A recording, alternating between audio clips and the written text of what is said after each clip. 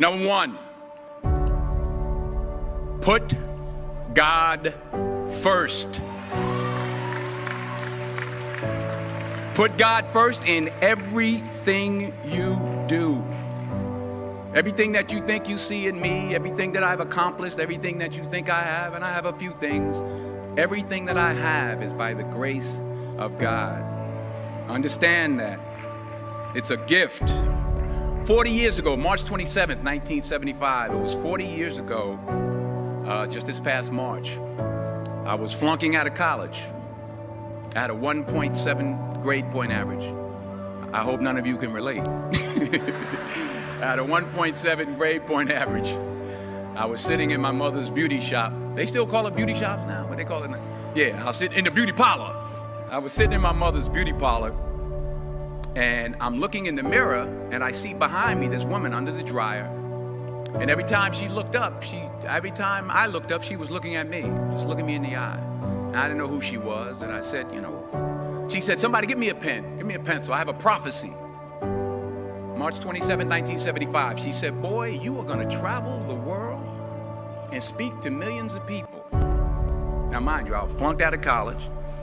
I'm thinking about joining the army. I didn't know what I was gonna do, and she's telling me I'm gonna travel the world and speak to millions of people.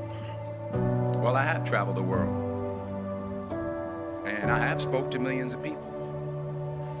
But that's not the most important thing, the success that I had. The most important thing is that what she taught me and what she told me that day has stayed with me since. I've been protected, I've been directed, I've been corrected. I've kept God in my life, and it's kept me humble. I didn't always stick with him, but he always stuck with me. So stick with him in everything you do. If you think you want to do what you think I've done, then do what I've done and stick with God. Number two, fail big. That's right. Fail big. Today's the beginning of the rest of your life, and it can be very frightening. It's a new world out there. It's a mean world out there, and you only live once. So do what you feel passionate about. Take chances professionally. Don't be afraid to fail. There's an old IQ test, was 9 dots, and you had to draw 5 lines with a pencil within these 9 dots without lifting the pencil.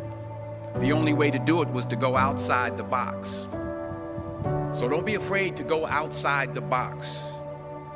Don't be afraid to think outside the box. Don't be afraid to fail big, to dream big. But remember, dreams without goals are just dreams, and they ultimately fuel disappointment.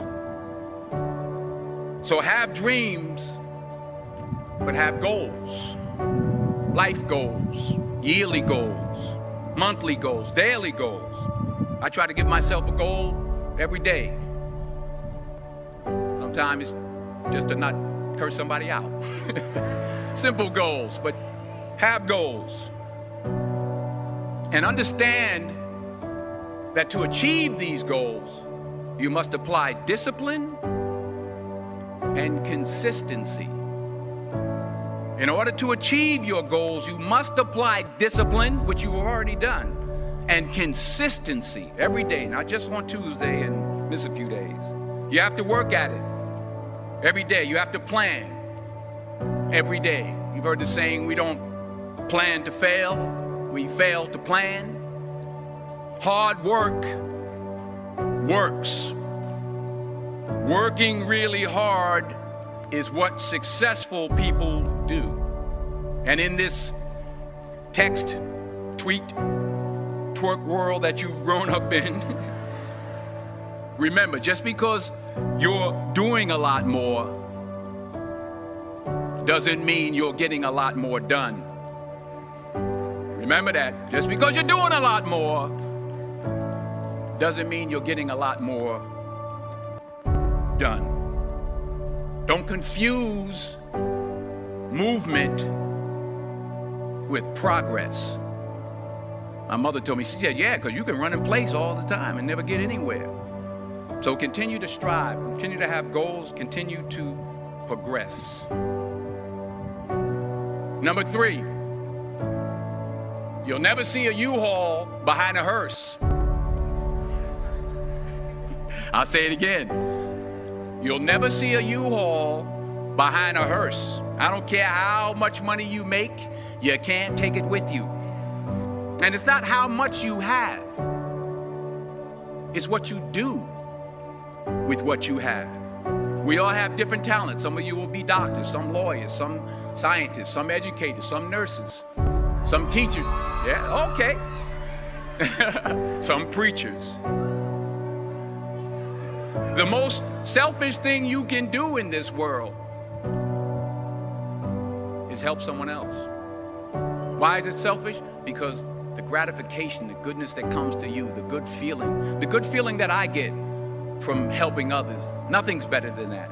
Not jewelry, not big house I have, not the cars, but it's the joy. That's where the joy is, in helping others. That's where the success is.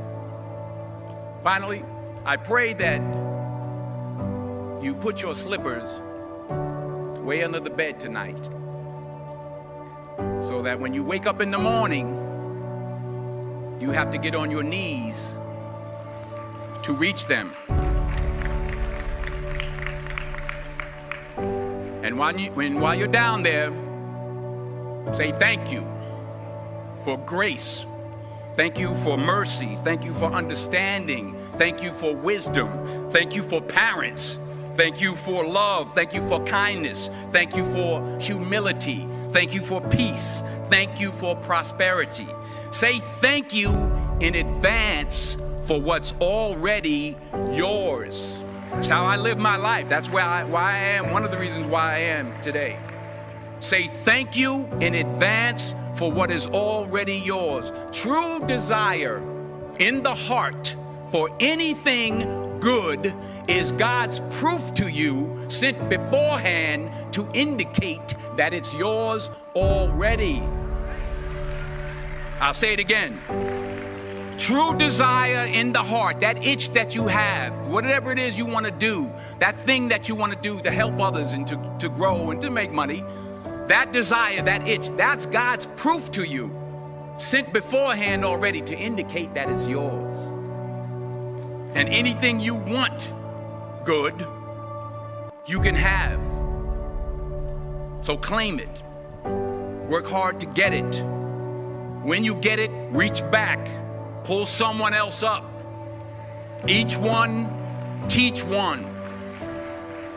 Don't just aspire to make a living. Aspire to make a difference.